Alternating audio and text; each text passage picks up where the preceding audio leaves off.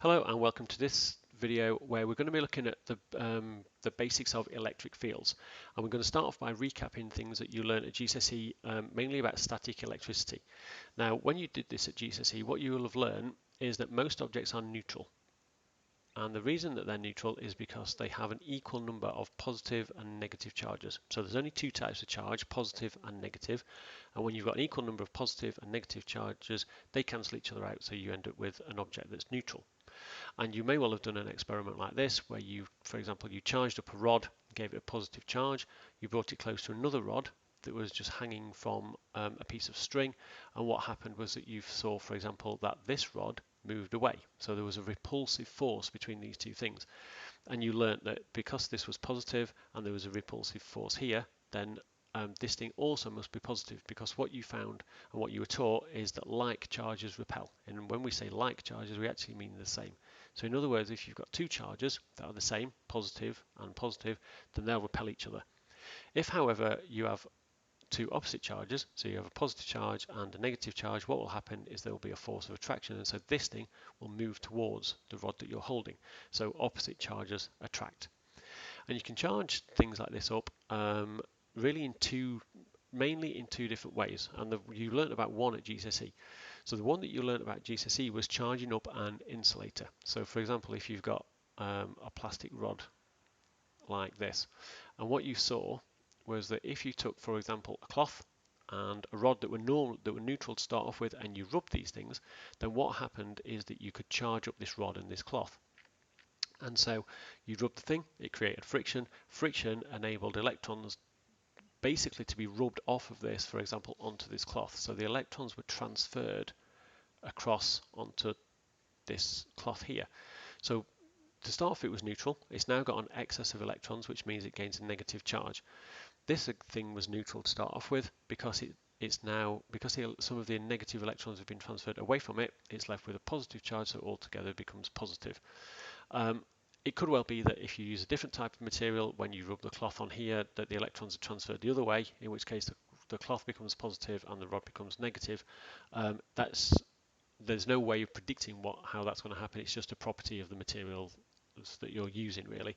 You just got to remember that friction can enable electrons to be transferred from one object to another, and the object that gains the electrons becomes negative. So that's what you learn about GCSE.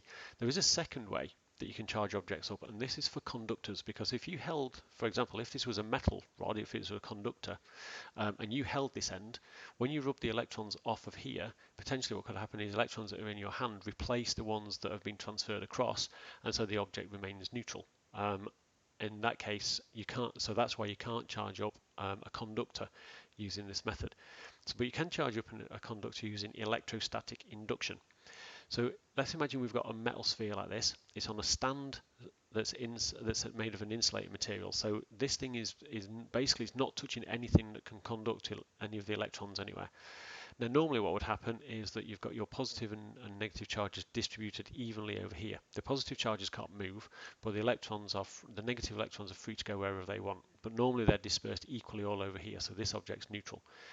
If, however, you bring a negative rod in like this, then the electrons that are on this side will be repelled across to the opposite side because they're free to move. So you end up with overall you end up with a negative side here and a positive side here. If you take the rod away, then the electrons will redistribute themselves out, and it'll go back to being neutral everywhere again. Now if you have two metal conductors touching each other, and you do the same thing again, so you bring a rod in like this, the negative electrons will be repelled from this side, so they'll move as far away over here, and they'll move into this second sphere. So you get negative part here, and this part will be positive because the electrons have kind of left that part. If you take the rod away again, then the electrons will redistribute themselves again, and so you'll end up with neutral things. If, however, you bring this over here like this, so you end up with this negative part here and this positive part here, and then you separate these out, what you'll end up with is you'll end up with this situation. So the electrons will again redistribute themselves everywhere over here, but there are now more electrons than there are positive parts to the nuclei of the atoms. So you end up with a negative sphere, and here you've got a lack of electrons. So there are less electrons here than there are positive charges, and so you have a positive sphere. So you've induced you've induced a charge on both of these spheres simply by getting the electrons to move across to one sphere and then separating them out. So that's electrostatic induction. There is a third way that you can temporarily charge things up. So here we've got, for example, two metal plates. This is one metal plate, this is another metal plate, and we connect them up with a wire to a high voltage supply. That's just something that provides a high voltage, like 5,000 volts, something like that. As soon as you switch it on, the electrons will will temporarily flow along this wire here, and so this will become negative, and the electrons will flow down this wire here to the positive side because they're attracted to it, and so we're left again. We have a lack of electrons, so we end up with a positive plate. So we've got a positive and a negative plate. As soon as we switch it back off again, sorry, the electrons will then flow back down here, and the electrons will flow from here back to here, and so you'll end up with two neutral plates again. But while it's switched on, you can maintain a negative and a positive charge on these plates. Now, the reason I've put this on here is because in some textbooks they talk about the shuttling ball experiment. It's not necessarily in the specification, but it's in the kind of like the AQA approved textbooks. So I just thought I'd mention it. So the shuttling ball experiment is an experiment where you have these plates set up with a high voltage supply. There's an ammeter here so you can measure the current, and whilst it's sat here, there's no current will flow. However, if you then place this ball here on, it's on an insulating thread, so no electrons can flow up here, and this is a conducting ball, so it might be wrapped in, for example, aluminium foil or something like that. If you then take this ball and you move it across, for example, to this plate here, because it's a conductor, the electrons that are on here can flow onto the ball, which means that this thing has a negative charge. So it has a negative charge. Now that's negative and this is negative. So what happens is you have two negative things, and so they repel. And so it comes across to this side. Once it's repelled across to this side, the negative electrons can flow onto here because they're attracted by the positive, by this positive plate, and also some of the electrons. So all of the electrons that were gained from this plate will flow onto this plate, and also some of the electrons that are inside this, that were originally in the aluminium foil, will flow onto this plate. So this thing will become positive, and because it's positive, it will be repelled by this side and attracted by this side, and so it will go across the opposite way, and that will keep happening. Now, when in Unit 2, you learnt that the definition of current was that it was the rate of flow of charge. In other words, it's charge divided by time.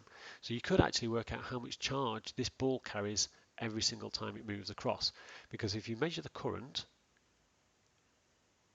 which is given in amps, and you measure in effect the time it takes for it to do one oscillation. So if you say that's a time period, for example, then you could measure then the charge that this ball carries. You can, because 1 over time period is frequency, then we can simplify this equation. So we've got the current is the charge times frequency. So if you measure the frequency of this oscillation in hertz, and you measure the current in amps, then you can work out the charge that this ball carries every time it moves across. From that, you could, for example, work out how many electrons it carries as it moves across, for example. That's just something that you need to be aware of. So as we've seen, if you have charged objects, they feel a force. If they're the same charge, they feel a repulsive force. If they're different charges, they feel an attractive force. And so the second part of this video, I want to look at how you would actually calculate this force. And it's very, very similar to the way that we calculated the gravitational attraction between two objects. Now, for charged particles, the way that we work this out is by using something called Coulomb's law. And Coulomb's law is defined as the force between 2 point charges. So we're looking at two charged up objects. And the force between these 2 point charges is proportional to the charge on each object. So if you make the charge on these objects bigger, the force will go up. And it's inversely proportional to the square of the distance between them. So if we write this in equation form, then we see that the force is proportional to charge on the first object multiplied by the charge on the second object divided by the square of the distance between them. just like this. So we obviously want to get rid of the proportional sign, so we simply introduce an equal sign and put a constant in the way. So if you actually look at this, this looks remarkably like exactly the same equation we used for working out the force between two objects when we looked at gravity. So we had a constant. In that case, we had the two masses, but again, the square of the distance between them. So again, we've got an inverse square law. The difference this time is that the constant is obviously different, and it's much more complicated. So it's given by this expression here. So that's quite complicated. So we'll just have a look at that in very slightly more detail. So this is the equation we've got. So let's just sum things up a little bit. So F is the force. We know that because we're looking at the force between two charged objects measuring newtons. That's the charge of the first object. Charge of object number one. Object number one. This is the charge of the second object. Charge of object number two. Both of those are measured because they're in charge. They're both coulombs, and R is the distance between them, measured in meters. But again, look, it's the distance squared, so don't forget the squared bit. Now for the constant bit, we've got a couple of things. That's just a number, so that's just a 1. That's a 4, that's pi, so 3.1415, etc. And then we've got these two things here. This first one here is called the permittivity of free space, written like that. It's called epsilon naught or epsilon 0 if you want. And it's given a number. So it's got so this number is 8.85 times 10 to the minus 12, and it's got weird units. It's in farads per meter. Farads are a unit that you'll come across more when we look at capacitors. The relative permittivity is just a number. Now for air and for a vacuum, then this number is just equal to 1. So really anything that we're going to look at for Coulomb's law, we're going to be told either there's an air or it's in a vacuum. In which case this we can kind of dismiss. It's just something to be a little bit aware of, obviously, because what this tells us is it tells us about the material that's between these charges. If we put something in the way, then that's going to kind of interfere with the how this feels the electric field from this, and so the relative permittivity would be bigger. So that's one way that you can kind of start to shield the effects of this thing from this thing and so on. Now for us, virtually every single time, this thing is just going to be 1. If we did put something in the way, it would be bigger than 1, so it would be 2, 3, 4, etc., something like that. So but virtually every single time, that's just going to be equal to 1. So our constant, we can really just write as 4 pi epsilon naught, and if we take this number and put it into this equation, then we find that our constant is given basically by 9 times 10 to the 9, which is fairly easy to remember. In terms of units, it would be Newton meter squared per Coulomb, like that. So you're given the equation like this on your data sheet. It's often easy to remember that this is just 9 times 10 to the 9. It's just easier to remember. If you forget that, you can just work it out. It just takes obviously a little bit of time in your exam. So let's just have a really quick look at how we would use this. So we've got two small spheres. They're both of mass 10 grams. They're 0.15 meters apart. They're in air.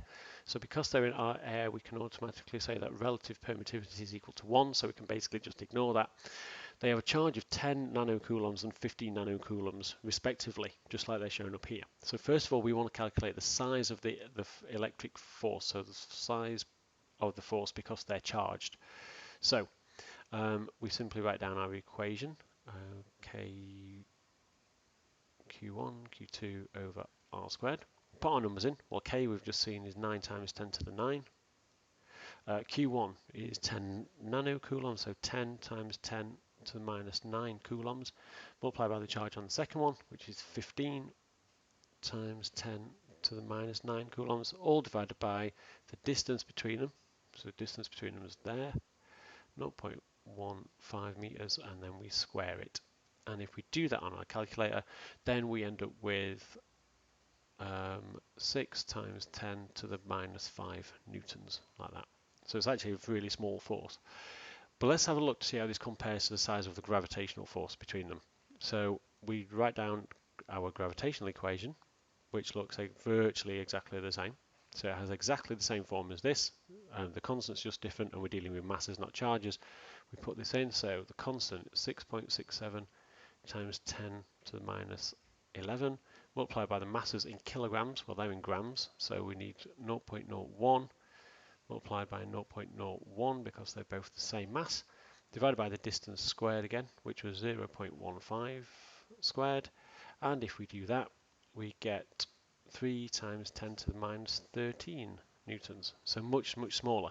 In actual fact, if we actually work this out, then the electric force is 2 times 10 to the 8 times bigger than the gravitational force. So you can see that gravity plays virtually no part at all in the attraction of these two things when they're being repelled, because they're, let's assume if they're both positive, they're being repelled with this particular force here. Gravity will have no sort of, it'll play no part in this at all because this force is so big.